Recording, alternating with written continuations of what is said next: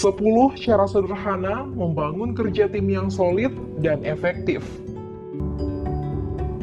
Dalam dunia kerja dan usaha, tidak dikenal istilah single factor. Semua merupakan hasil kerja tim, semua anggota saling membantu dan mendukung demi tercapainya tujuan yang dicanangkan. Sayangnya, untuk membuat sebuah tim yang solid dan kompak memang tidak mudah. Karena ada banyak kepala di dalamnya yang pasti punya pemikiran yang berbeda. Pikiran-pikiran para anggota tim ini punya kecenderungan saling berbenturan.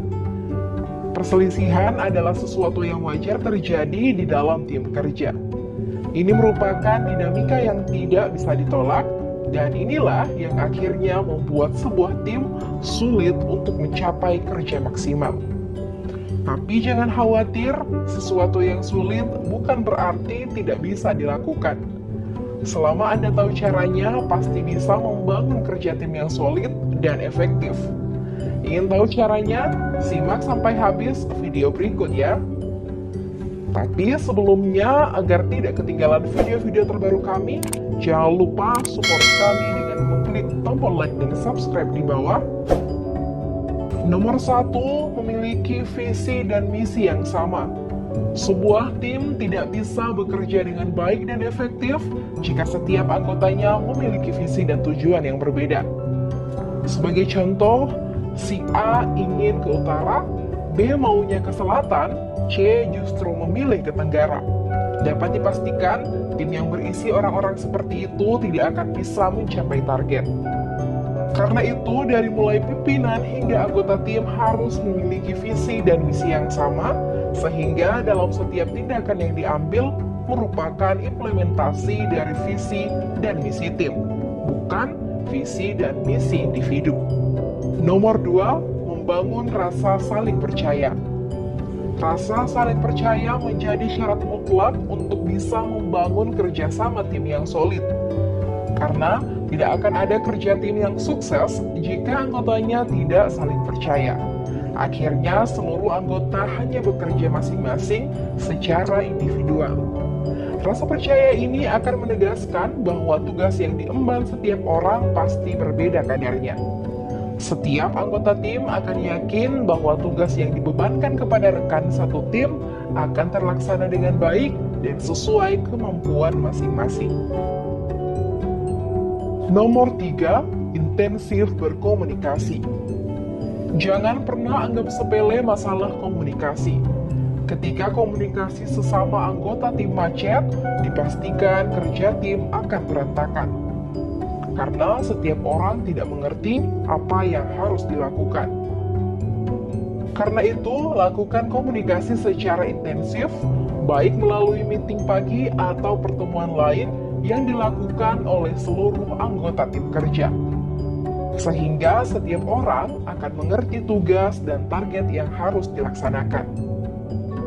Komunikasi antar anggota tidak perlu harus selalu bertatap muka. Saat ini sudah banyak aplikasi komunikasi yang bisa digunakan. Sebut saja WhatsApp, Line, atau yang lainnya. Manfaatkan fasilitas tersebut untuk menjalin komunikasi intensif antar sesama anggota tim. Nomor 4, adakan kegiatan bersama. Tak kenal maka tak sayang, bagaimana bisa menjalin kerjasama dalam tim jika setiap orang yang ada di dalamnya tidak saling mengenal? Karena itu, dalam usaha membangun kerja tim yang solid, mutlak harus sering melakukan kegiatan bersama, khususnya hal-hal di luar pekerjaan. Mulailah dari yang ringan seperti makan siang bersama, bisa dilakukan di kantin kantor atau pergi ke rumah makan yang telah disepakati bersama. Adakan kegiatan berolahraga bersama yang melibatkan seluruh anggota tim, mungkin bisa langsung diterapkan dengan berjalan kaki di hari Minggu di acara Car Free Day. Nomor 5, buat sistem penghargaan. Pacu motivasi bekerja seluruh tim dengan membuat sistem penghargaan. Siapapun yang punya prestasi layak diganjar dengan reward. Inti dari pemberian penghargaan ini adalah agar seluruh tim merasa kerja keras mereka dihargai oleh perusahaan. Selain itu, dengan sistem penghargaan, anggota tim yang lain pun akan terpacu untuk memberikan yang terbaik. sehingga diharapkan nantinya semua akan bekerja secara optimal dan mampu mencapai tujuan secara bersama-sama. Ada banyak bentuk penghargaan yang bisa diterapkan, dari mulai membuat label karyawan terbaik bulan ini, karyawan dengan penjualan terbanyak, atau bahkan pemberian bonus di luar upah yang diterima setiap bulan. Nomor 6, pahami peran dan tanggung jawab. Seperti sebuah tim sepak bola, setiap anggota tim juga punya peran dan tanggung jawab yang berbeda. Hal ini harus benar-benar dipahami oleh seluruh anggota tim. Jangan sampai semuanya ingin jadi kiper atau semuanya ingin jadi striker. Membangun kerja tim yang kompak dan efektif pasti butuh pemahaman tentang peran dan tanggung jawab, sehingga mereka bisa lebih fokus dalam menyelesaikan tugas masing-masing. Nomor 7, tingkatkan kompetensi tim. Seperti halnya peran dan tanggung jawab, tingkat kompetensi yang dimiliki tim pun pasti berbeda.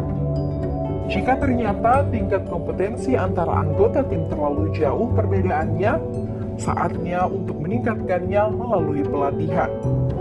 Pastikan kompetensi yang dimiliki setiap anggota tim memang sesuai dengan pekerjaan dan tugas yang menjadi tanggung jawab mereka. Kalau memang kemampuan yang dimiliki masih belum memenuhi ekspektasi, bisa menghubungi Departemen SDM untuk mencari pelatihan yang sesuai. Kerja tim akan bisa berjalan dengan baik dan sukses jika masing-masing anggota memang punya kompetensi yang sesuai dengan pekerjaannya. Nomor 8, saling menghormati dan menghargai. Perbedaan pendapat dan perselisihan adalah sebuah hal yang wajar terjadi dalam sebuah tim. Justru, dari perbedaan itu, tim akan semakin kaya dengan ide dan pemikiran yang bisa memudahkan jalan menuju target yang dicanangkan. Tentu saja, selama masing-masing anggota bisa saling menghormati dan menghargai. Menghormati pendapat orang lain yang berbeda, menghargai hak-hak orang lain dalam mengemukakan pendapat. Rasa hormat ini nantinya akan membentuk semacam rantai penghubung yang kuat di antara sesama anggota tim. Sebesar apapun perbedaan yang terjadi, tak akan mampu mengikis kekompakan tim jika rasa saling menghargai dan menghormati sudah tertanam mendalam di dalam diri seluruh anggota. Nomor 9, miliki komitmen yang kuat. Untuk membentuk sebuah kerja tim yang kompak dan solid, dibutuhkan komitmen yang kuat dari setiap anggota. Karena setiap orang akan saling menopang kerja anggota yang lain, satu orang pincang, maka proses kerja pun tidak akan maksimal. Pincang bukan hanya dalam hal fisik, tapi lebih kepada spirit juang dan komitmen bersama untuk mencapai tujuan. Ketika ada anggota yang menurut semangatnya, hal ini bisa berimbas buruk kepada anggota yang lain. Karena itu, setiap anggota tim harus bisa saling menyemangati rekannya yang tengah menurun performanya, sehingga mereka bisa selalu berada dalam level yang sama dalam menjalani tugas yang dibebankan. Tidak ada lagi yang tertinggal karena tidak mendapat perhatian dari rekan kerjanya. Nomor 10, melakukan evaluasi rutin. Kunci sukses sebuah kerja tim adalah evaluasi. Dari evaluasi ini bisa dilihat mana yang sudah berjalan sesuai rencana, mana yang harus mendapat suntikan motivasi, atau kekurangan apa yang harus diperbaiki. Evaluasi bukan bertujuan mencari kesalahan, tapi lebih memberi arahan dan masukan agar proses kerja selalu bisa berada di jalur yang direncanakan. Kalaupun ada perubahan, itu merupakan hasil yang sudah disepakati bersama. Dengan evaluasi, tingkat kesuksesan kerja tim bisa dipantau dan diawasi dengan baik. Sebuah gol dalam permainan sepak bola tidak akan terjadi jika tidak ada kerjasama yang baik di antara sesama pemain. Memang, sesekali ada yang melakukan soloran dan sukses mencetak gol, tapi itu hanya menjadi penyuntik semangat seluruh tim untuk bekerja lebih keras lagi.